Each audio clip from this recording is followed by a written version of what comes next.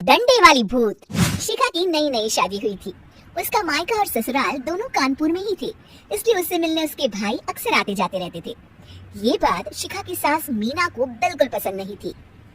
Mummy जी, आज राहुल भैया आ रहे हैं। कौन, तेरे चाचा का लड़का? जी मम्मी जी। अरे पर वो तो दिल्ली में रहता है ना। हाँ मम्मी जी, उन्हें कल सुबह दिल्ली के लिए निकलना है, तो वो आज मुझसे मिलते हुए कल सुबह यहीं से निकल जाएंगे। हमने तो धर्मशाला खोल रखी है ना। कुछ कहा क्या मम्मी जी? मैंने कहा हाँ, आने दे तेरे भैया को, जमकर खातिरदारी करेंगे। अब तो कुछ करना ही पड़ेगा, इससे पहले कि मेरा घर धर्मशाला बन जाए। ये कैसी बातें कर रही हो मीना? सच्ची तो कह रही हूँ, अभी इसकी शादी को साल भर भी नहीं हुआ और आए दिन इसके घर वाले आधमत्ते हैं। अरे तो क्या हुआ, वो इसी शहर में रहते हैं तो हाल चाल लेने आ जाते हैं।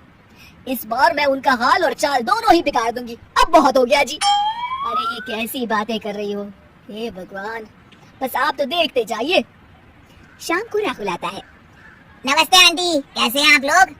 हम लोग तो ठीक है, तुम कैसे हो बेटा? मैं भी अच्छा ही हूँ आंटी। बस आज रात के बाद नहीं रहोगे। चलिए भैया, मैं आपको हमारा घर दिखाती हूँ। रात में खाने के टेबल पर शिखा, रोहित कहीं दिखाई नहीं दे रहा। जी भैया, वो ऑफिस के काम से बाहर गए हैं, कल शाम तक आएंगे। अच्छा अच्छा। बेटा, क्या तुम भूत प्रेत में मानते हो? नहीं नहीं आंटी जी, पर अचानक आपको ये ख्याल कहाँ से आ गया? पता नहीं क्यों, कभी कभी मुझे लगता है जैसे रात के समय बैठक में कोई घूमता रहता है। ये आप क्या कह रही हैं मम्मी जी? हाँ, तुम लोग घबरा ना जाओ, इसलिए मैंने आज तक इस बारे में कुछ नहीं कहा। ये आपका वहम होगा आंटी जी, ऐसा कुछ नहीं होता। हो सकता है। चलो अब मेरा सोने का टाइम हो गया है तो चलती हूँ मैं।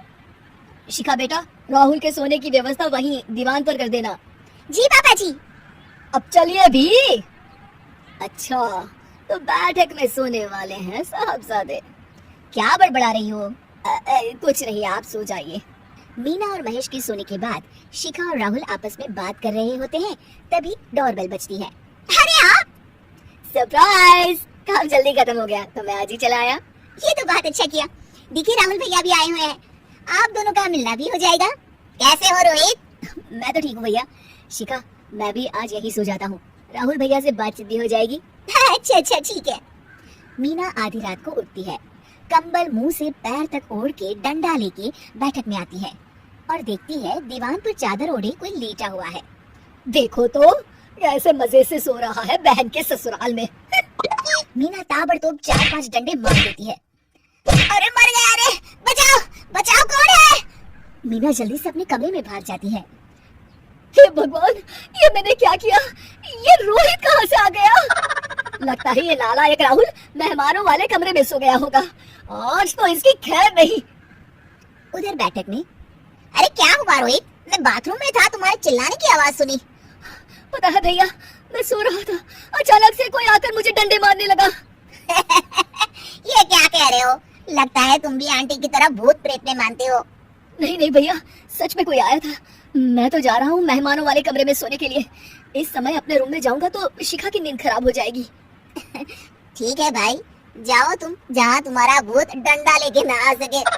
थोड़ी देर बाद मीना कंबल ओढ़ के डंडा लेकर मेहमानों वाले कमरे में पहुँच जाती है।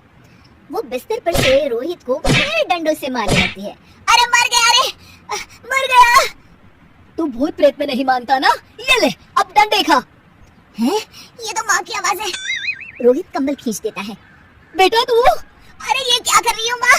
मार मार के मेरा भरता बना दिया आपने। माफ कर दे मेरे लाल, मैंने तो तुझे ही मार मार के लाल कर दिया।